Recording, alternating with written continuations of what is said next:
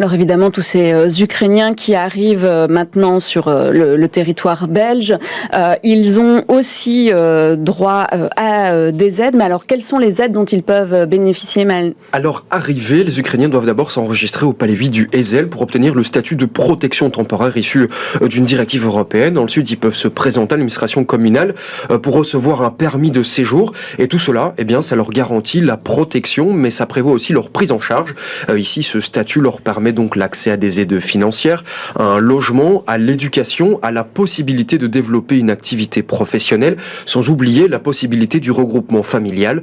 Depuis début mars, cette fameuse protection temporaire est donc active au niveau européen. En Belgique, cela veut dire que celles et ceux qui ont besoin, qui ont fui la guerre donc en Ukraine, peuvent aussi demander l'accès à l'équivalent du RIS, le revenu d'intégration sociale. C'est une forme d'aide financière octroyée par le CPS de la commune où la personne s'est enregistrée. Le montant perçu varie en fonction des situations, entre 729 € par mois pour un cohabitant et 1478 € en cas de famille à charge. Oui, mais Mal, depuis quelques jours, des politiques flamands demandent de revoir justement cet accès au revenu d'intégration. Oui, c'est Theo Franken, le député NVA, qui dit vouloir introduire une résolution visant à octroyer en fait le même traitement aux réfugiés ukrainiens qu'aux demandeurs d'asile. Cela signifierait donc la suppression de toute une série d'avantages pour les réfugiés ukrainiens. Ils seraient toujours nourris, logés, blanchis, mais par contre, ils ne percevraient plus que de l'argent de poche minimum.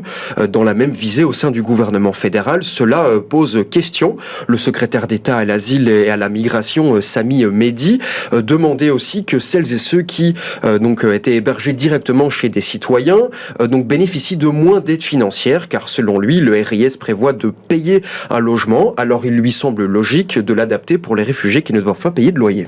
Oui, mais la ministre de l'intégration sociale, Karine Lallieu, ne l'entend évidemment pas de cette oreille. Elle explique qu'il ne revient pas aux politiques de fixer le niveau et le type d'aide à octroyer. Oui, elle a en fait rappelé la loi qui encadre l'aide octroyée aux Ukrainiens bénéficiant de la protection temporaire. Et ici, c'est au CPAS de déterminer la forme d'aide à apporter, notamment via l'enquête sociale. Cette enquête, en fait, établit les ressources et besoins du demandeur d'aide. Et de ce processus, peut découler donc l'accès au RIS. Et la ministre de l'intégration sociale est catégorique sur la question. Cet octroi ne relève pas du choix politique, mais bien de l'application de la législation existante. Merci beaucoup, Mal Arnold Dussen, pour toutes ces précisions.